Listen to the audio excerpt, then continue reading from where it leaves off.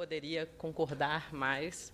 Bom, vou tentar fazer minha apresentação aqui, se concentrar no processo de construção desses regimes diferenciados que estão postos no PLP 68, para que todos possam compreender como é que chegamos àqueles anexos que estão lá e todas as demais definições.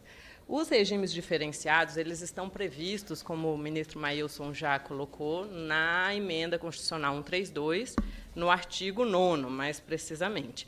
E esse artigo 9º, ele trata de, vamos dividir ele em dois. Tem uma parte que refere-se à redução de alíquotas e outra parte que se refere a créditos presumidos do IBS e da CBS.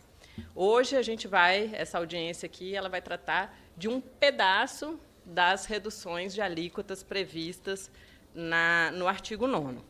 O processo de elaboração, esse capítulo do PLP 68, ele foi criado pelo GT7, Grupo de Trabalho número 7, do PAT-RTC, que foi o Programa de Assessoramento Técnico à Implementação da Reforma Tributária, que foi criado pelo Ministério da Fazenda em janeiro desse ano. De janeiro a abril, eram 19 grupos de trabalho, se concentraram na elaboração do PLP 68, todos os grupos de trabalho compostos por representantes da União, dos estados e dos municípios. Procuramos, nesse tempo, que era muito curto, dialogar também com o setor privado, com órgãos de governo, com organizações da sociedade civil.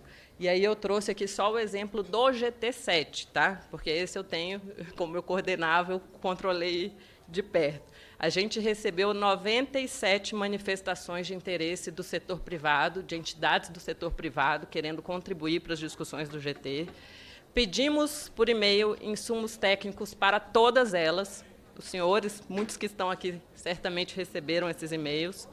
Recebemos de volta de 60 entidades insumos técnicos relacionados ao GT7. Ouvimos, em audiências do GT7, 14 dessas entidades representativas dos setores que estão contemplados nos regimes diferenciados, e a Secretaria Extraordinária da Reforma Tributária recebeu, em reuniões privadas, mais de 30 entidades desses setores. Então, fizemos o melhor trabalho possível de ouvir os setores ao longo da concepção do PLP 68, sabendo, entretanto, que, quando chegasse aqui, a gente ia ter o locus apropriado para o aprimoramento desse projeto, né? Então, aqui estamos e sabemos também que há pontos a aperfeiçoar nesse projeto. A gente partiu no GT7 de algumas premissas, né, que norteiam toda a reforma, mas que no GT7 a gente procurou realmente nos guiar por elas, quais sejam a de simplificar o sistema, simplificar, que sejam regimes muito simples, esses regimes diferenciados, de ser o mais objetivos possível na definição desses regimes diferenciados, porque, sendo objetivos, a gente consegue proporcionar segurança jurídica e evitar litígios futuros relacionados ao IBS e à CBS, e especificamente a esses regimes diferenciados.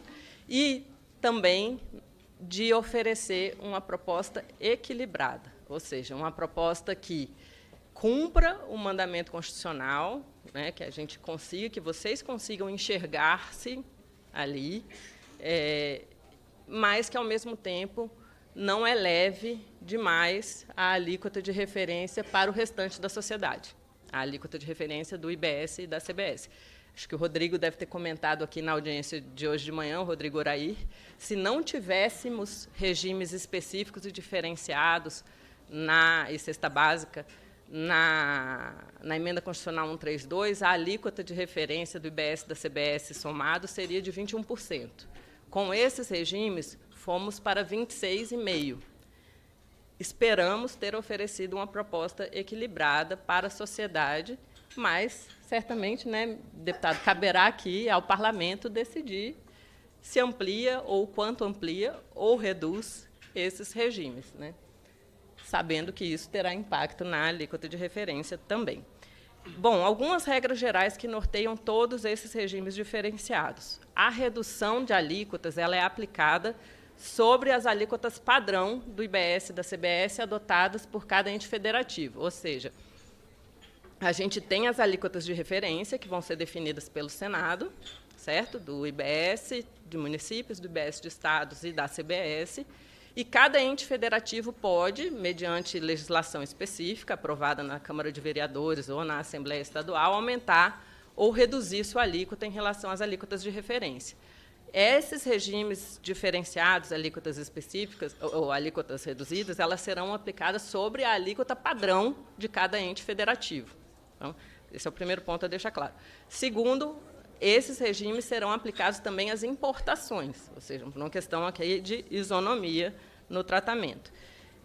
A ampliação dos regimes, como regra, requer o ajuste nas alíquotas de referência. Então, qualquer ampliação ou redução desses regimes vai rebater na alíquota de referência. Há uma exceção que eu vou comentar daqui a pouco, quando falar de medicamentos e dispositivos médicos.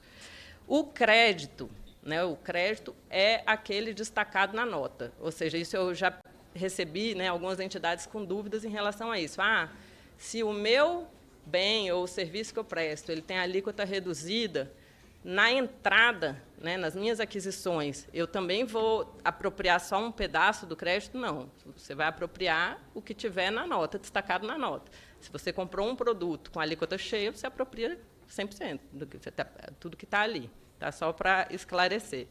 Aí, quando você vende, o seu adquirente vai comprar o seu produto ou vai contratar o seu serviço com alíquota reduzida. Ele se acredita daquilo que está na nota. É a regra, nem mais nem menos do que está destacado na nota.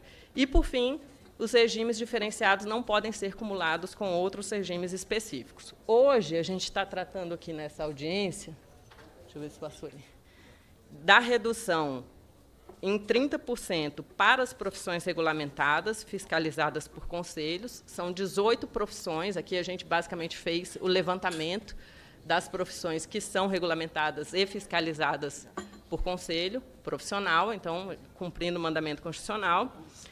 E da redução em 60% das alíquotas do IBS e da CBS para esse rol, serviços de educação, serviços de saúde, 92 dispositivos médicos, 26 dispositivos de acessibilidade, 850 medicamentos, 71 composições enterais e parenterais, todos os produtos de cuidados básicos à saúde menstrual e 6 produtos de higiene pessoal e limpeza, porque, nesse caso, a emenda constitucional já trouxe a determinação de que sejam os produtos de higiene e limpeza majoritariamente consumidos por famílias de baixa renda. Além disso, a gente trata também hoje aqui da redução a zero, dos seguintes produtos. Dispositivos médicos, que foram 33 dispositivos médicos, além de todos aqueles que estão lá na lista de 60%, quando destinados a compras governamentais. Nossa. Dispositivos de acessibilidade, que são 7, mais aqueles lá da lista de 60% destinados a compras governamentais, 383 medicamentos, composições enterais e parenterais e produtos básicos de saúde, produtos de cuidados básicos à saúde menstrual, quando adquiridos pela administração pública. Vou fazer breves comentários. Me dá mais um minuto também, deputado, por favor. Breves comentários sobre esses regimes. Em relação às profissões regulamentadas, como eu citei, a ideia foi cumprir o mandamento constitucional, todas aquelas que sejam regulamentadas e fiscalizadas por conselho profissional. Em relação aos serviços de educação, entraram aqui praticamente todos os serviços de educação, então, desde ensino infantil, fundamental, médio, superior, incluindo creche, pré-escola, e, no caso do ensino superior, eu vou graduação, pós-graduação, ensino técnico de nível médio, ensino para jovens e adultos, educação especial, ensino de sistemas linguísticos, tipo Braille, essas coisas, e de línguas nativas. No caso de serviços de saúde... Passou? Passou? Está em serviço de saúde ali? Voltou, tá. No caso de serviços de saúde, entraram também praticamente todos os serviços de saúde, exceto serviços que são considerados serviços meios. Então, serviço de gestão de sistemas de saúde. São serviços que estão no meio da cadeia, que vão gerar crédito, que não faria sentido entrarem aqui. Esterilização, estava conversando aqui com a nossa colega Carol Brasil também sobre isso. Esterilização é um serviço meio, ele é vendido para outra empresa, não teria por que estar aqui. Eles vão gerar créditos. Medicamentos e dispositivos médicos e de acessibilidade. A referência, aqui é um ponto que eu queria enfatizar. Sei que eu já ultrapassei meu tempo, mas realmente é importante. Aqui a gente utilizou como referência o decreto do PiscoFins, que estabelece benefícios de PiscoFins para medicamentos, quer dizer, e também os convênios de ICMS que estabelecem benefícios, né, os convênios com FAES que estabelecem benefícios de ICMS para medicamentos e dispositivos médicos. Fizemos um cruzamento dessas listas, fizemos a harmonização da terminologia dessas listas, simplificamos essas listas e depois fizemos uma análise e ampliamos o benefício para medicamentos e dispositivos médicos em relação àquele que se tem hoje. Então, isso é uma coisa importante, deputado, de enfatizar. Em relação a medicamentos e dispositivos médicos, a gente não tem dúvida nenhuma de que a lista que lá está, ela é melhor para o setor do que a situação que temos hoje. Tá? Além disso, foi previsto um fast track anual, a possibilidade de revisão anual por ato infralegal para a inclusão de novos medicamentos e dispositivos médicos, desde que cumpram critérios objetivos. E, por fim, para encerrar aqui, só mencionar que, como já foi falado pelo deputado Reginaldo, que acompanhou esse processo desde o seu princípio, esses regimes diferenciados estão subordinados, submetidos à avaliação quinquenal também, para que a gente possa fazer essa evolução na concepção. Eu só vou colocar aqui, por último, a composição do GT7. Isso é fruto de um trabalho coletivo de União, Estados e Municípios, e reforçar que nós seguimos abertos ao diálogo, tanto com os setores quanto com o Parlamento. Obrigada.